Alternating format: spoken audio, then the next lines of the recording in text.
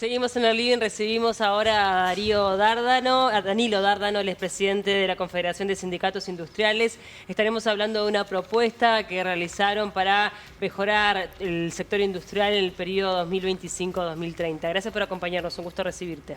Buenas tardes para todos ustedes y bueno, para la audiencia un saludo importante para todos y todos. Bienvenido. Antes, si te parece, Danilo, de meternos de lleno con estas propuestas que ustedes plantean para impulsar el sector industrial, bajar un poco a tierra la importancia que tiene para el PBI, para la economía, la productividad del país, los puestos de trabajo que genera todo el sector. Bien. Trabajadores industriales y trabajadoras cotizantes al BPS, o sea, en blanco, en esta semana alrededor de 134.000. Si le sumáramos un porcentaje similar de trabajadores y trabajadoras en negro, andamos en 160.000 en el día de hoy. Si comparáramos, por ejemplo, el año 86, 88, en esos años, la industria manufacturera tenía 250.000 trabajadores cotizantes y alrededor de 290.000 en su totalidad. O sea que tenemos más o menos la mitad de la industria manufacturera que teníamos en esos años.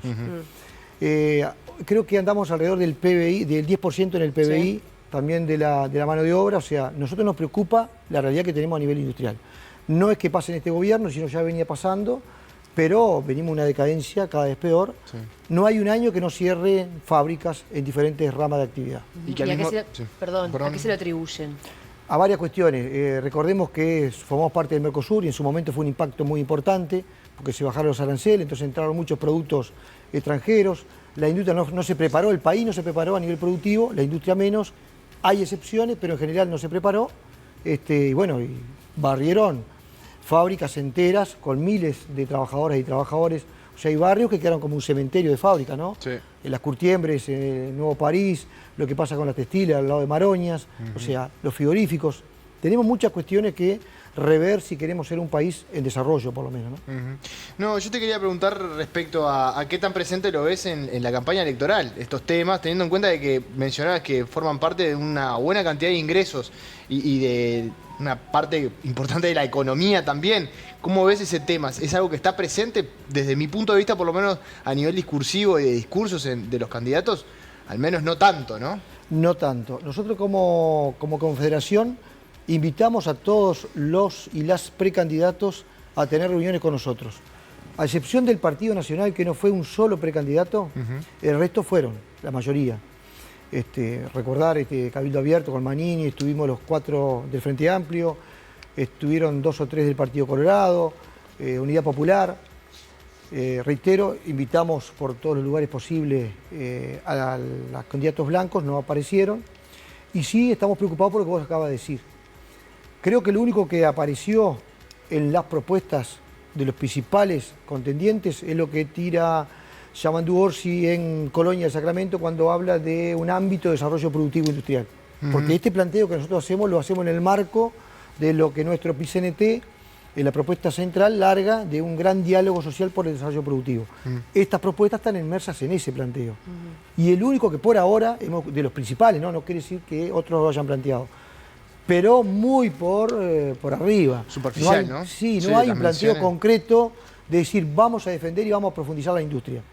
Y hay que entender una cuestión, no hay un país desarrollado sin industria. Totalmente. Danilo, vamos a meternos de lleno un poco con las propuestas. Una, por lo que tengo entendido, está vinculada con la transparencia de los contratos con el Estado. Sí, las compras públicas en especial.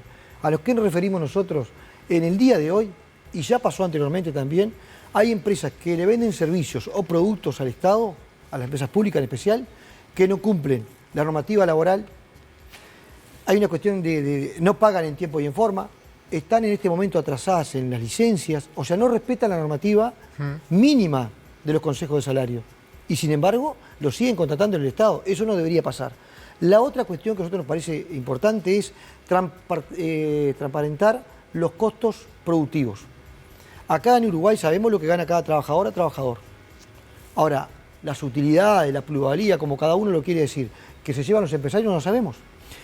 Entonces nosotros queremos ser de alguna manera responsables o cómplices de que estos planteos impliquen que el Estado paga más y se lleva todo el empresario. ¿Se entiende? Entonces la idea es que sea voluntario como un sistema de proveedor del Estado donde el empresario esté dispuesto a colocar la información arriba de la mesa, se transparente los costos y también las ganancias. Entonces, ahí ayudaríamos a que el Estado vaya mejorando, que compre mejor, pero también defendiendo la industria nacional y la mano de obra. Bueno, yo recuerdo el 1 de mayo, creo que fue, que estuvo Daniel Liberio, encargado de la oratoria, presidente del Zunca, y hacía referencia a los proyectos de inversión y sobre todo de la construcción, y hacía referencia a que había un crecimiento exponencial en ese sentido, y que después cuando se iba a las obras se veía pocos perfiles de mano de obra uruguaya, ¿no? ¿Eso está impactando a nivel de la industria en ese sentido? Bueno, nuestros compañeros de la construcción lo tienen más claro, pero si no me equivoco, tuvimos muchísimos trabajadores, inclusive chinos, en el litoral norte del país, cuando hay problemas de trabajo en Uruguay. O sea, no es que estamos en contra que vengan compañeras y compañeros extranjeros. Sí. Ahora, hay una normativa, tiene que respetarse. Y si hay necesidad de trabajo en Uruguay, prioricemos a los uruguayos y bueno, y después que vengan. O trabajadores muy especializados que a veces no tenemos. Pero lo que ha sucedido en las grandes obras, especialmente recuerdo Monte de Plata, cuando trajeron chilenos por debajo de los laudos, como una competencia desleal contra la mano de obra nuestra. Entonces, cumpliendo la normativa, no habría problema.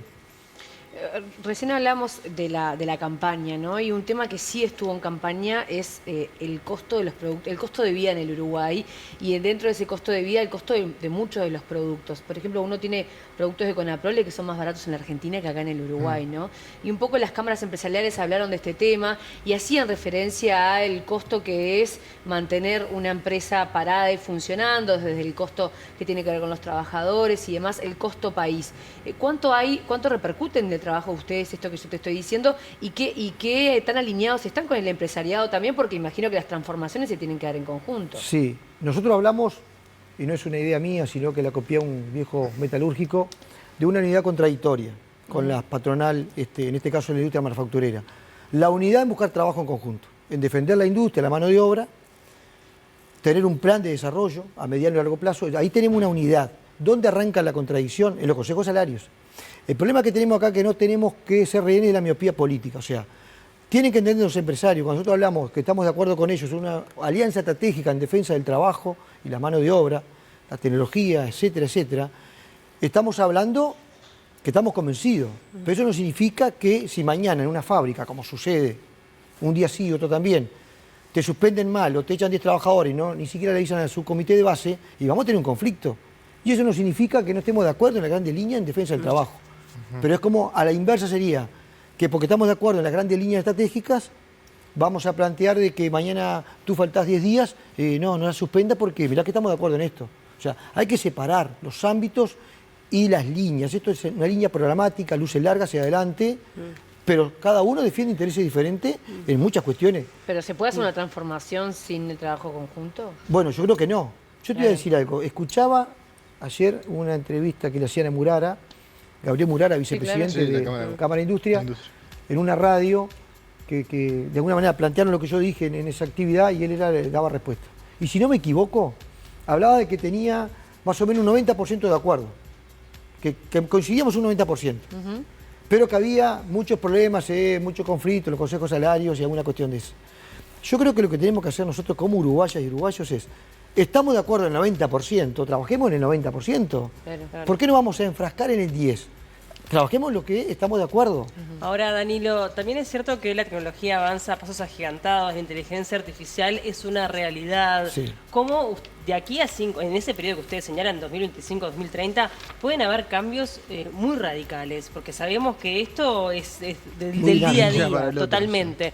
¿Cómo ustedes prevén trabajar en estos nuevos escenarios? Tenemos una propuesta que de alguna manera trataría de cubrir eso, que ahí también necesitamos la comparecencia de los empresarios. Nosotros tenemos en una de las propuestas un fondo industrial que se compondría a nivel financiero de aporte del 1% patronal y el 0,5% de las y los trabajadores.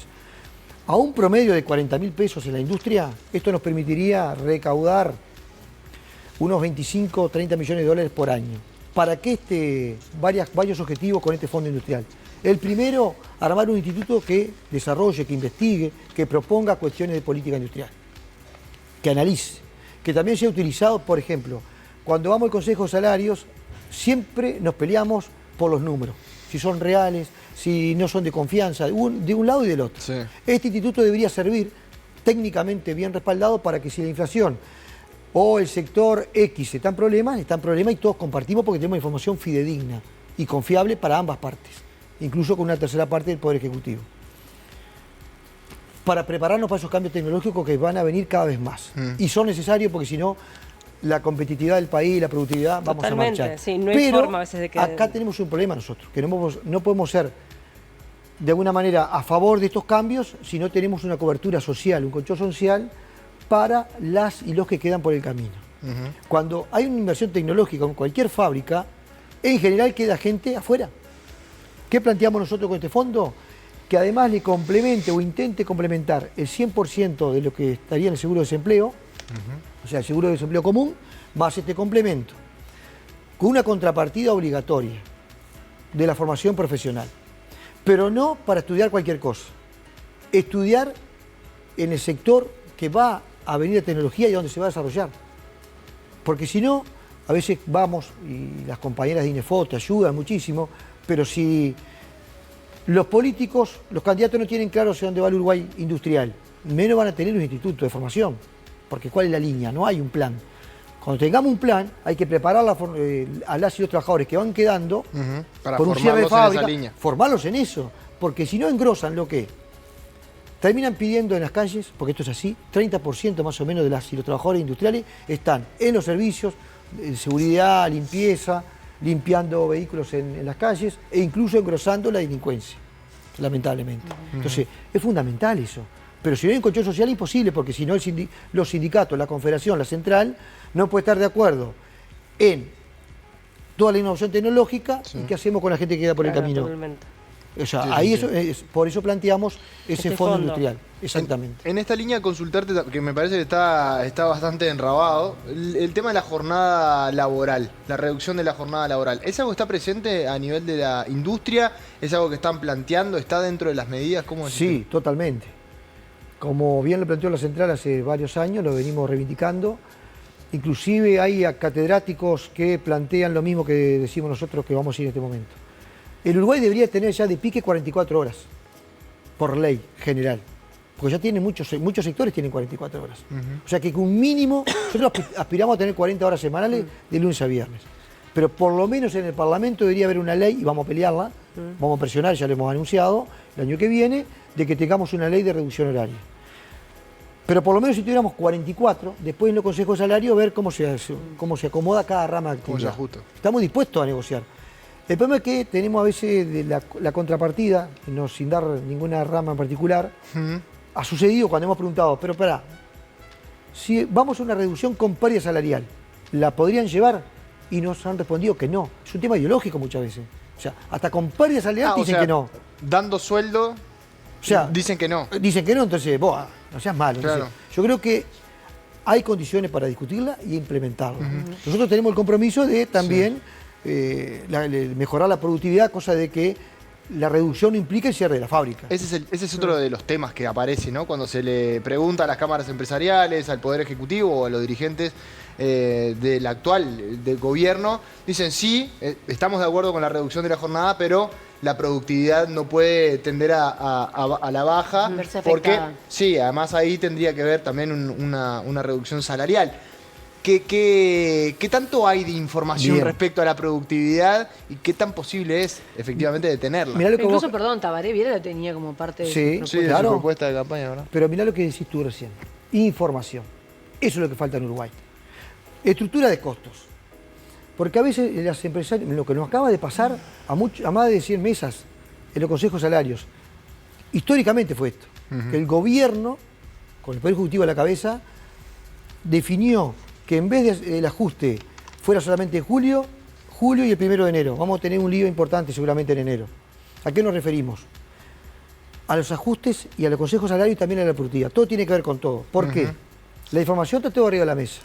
Los costos estructurales de la mano de obra en la manufactura aproximadamente andan el 25% de lo que vale el producto. Ok. ¿No? Entonces, el 1% no te varía esto. No se funde una empresa por el 1%. Se podría fundir la empresa, y a veces la empresa de los empresarios, o a veces solamente la empresa, por otras cuestiones. ¿Cuál es la realidad en Uruguay? Que la mayoría no tenemos información. Solamente aparece información cuando hay un descuelgue o algo por el estilo. Pero por eso nosotros reivindicamos que tengamos la información arriba de la mesa. Hay que cambiar culturalmente, ¿no? Ahora, Otros países decís, lo tienen. Cuando decís vamos a tener un lío grande en enero, ¿se refieren a paralizaciones? No sabemos, no te puedo adelantar nada, pero nosotros sí lo que vamos a marcar un hecho político, algo vamos a tener que hacer, porque realmente es algo histórico, cuando dice claramente que el ajuste es semestral y te marca cómo se hace la fórmula, el gobierno nacional planteó y le levantó un centro a las patronales de que el ajuste de julio sea este y a su vez en enero te sigan descontando lo que no te pudieron descontar en julio. Primera vez en el país.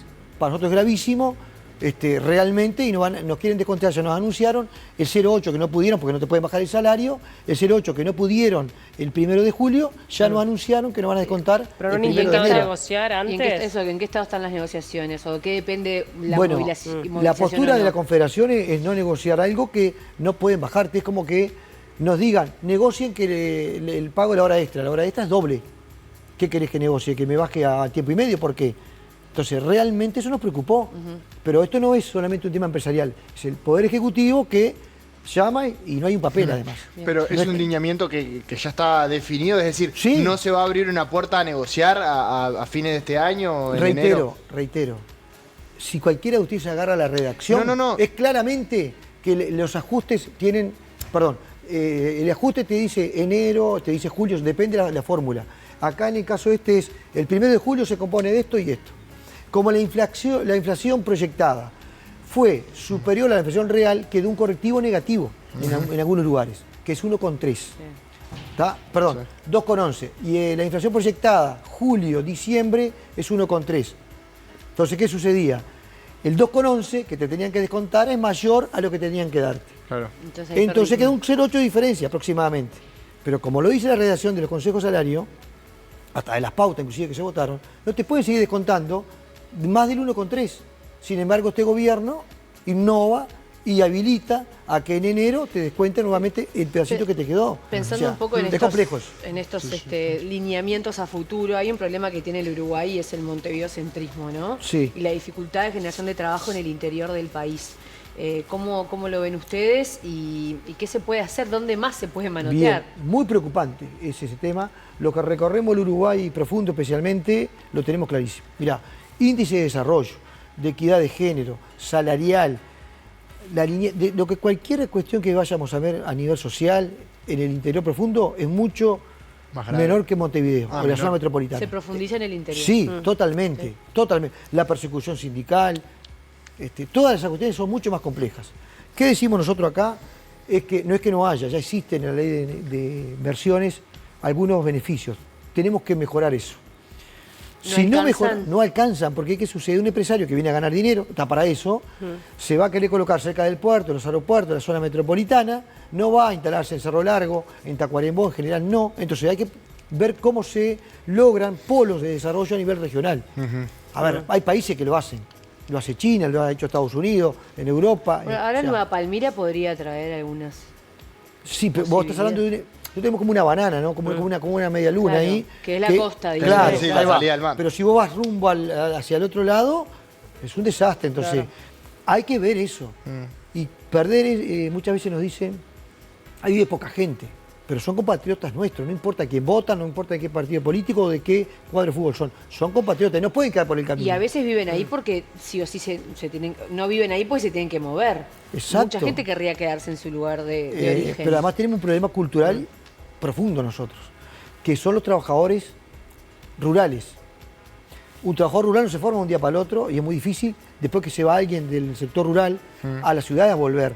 Ahí tenemos la problemática de los pequeños productores rurales, que son aliados nuestros históricamente, especialmente los pequeños colonos, que su ingreso es menor muchas veces que un trabajador industrial y trabajan de lunes a domingo. Ahora, eso hay que tener una mirada y ayudarlos totalmente, porque si no, va a desaparecer lo poco que queda. Las propuestas que aspiran a hacer dentro de este nuevo periodo de gobierno, ¿pretenden intentar a reunirse con los candidatos presidenciables? ¿Tienen pedida alguna reunión, al menos? Bueno, nosotros ya dimos por terminado esto porque nos reunimos con todos los precandidatos, como decía Meno, del Partido Nacional. Le pedimos a los candidatos y lamentablemente no logramos que se juntaran con nosotros. ¿De ningún partido? de los principales. O sea, nosotros queríamos juntarnos más que nada con los posibles ganadores, presidente no, o sea, Delgado y Orsi, no fue posible. Sí hemos tenido charlas, por ejemplo, con el Pacha Sánchez como responsable de la campaña. Hemos tenido algún diálogo por teléfono con el responsable del Partido Nacional. Sí. Pero vamos a pedir seguramente con el próximo presidente de la República para discutir el ámbito. Claro. Y ya les adelanto algo, nosotros definimos como confederación en el marco de que lo que ha planteado nuestra central, como decía un viejo dicho, ¿no? A Dios rogando y con el palo dando. Hacer los planteos y después movilizarnos tras esos planteos.